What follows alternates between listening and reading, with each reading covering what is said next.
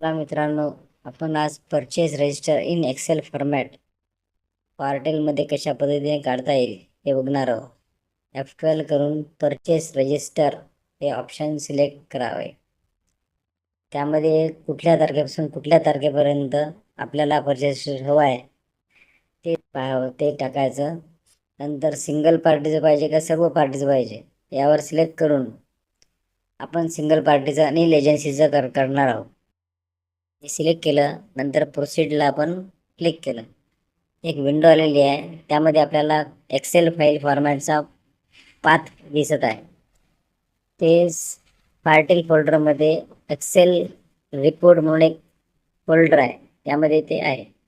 याकरता आपण पार्टेल सॉफ्टवेअर निवाइज केलं. पार्टेलच्या आयकॉनला राईट क्लिक करायचं आहे. ओपन फाईल लोकेशनला क्लिक करायचं. आपण पार्टेलच्या फोल्डरमध्ये गेलेलो आहोत.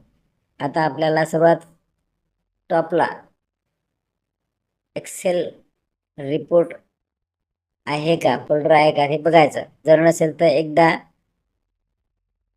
मॉडिफाईड डेटला क्लिक करायचं, तर ते वर येऊन जाईल.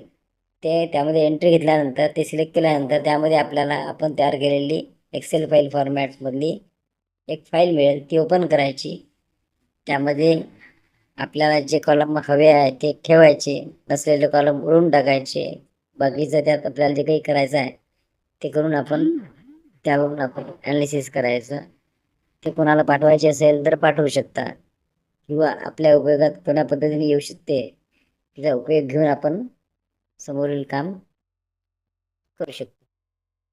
अशाच पद्धतीने सर्व पद्धतीचे purchase register, sale register, payment register, receipt register आपल्या पार्टेलमध्ये काढता येते. धन्यवाद.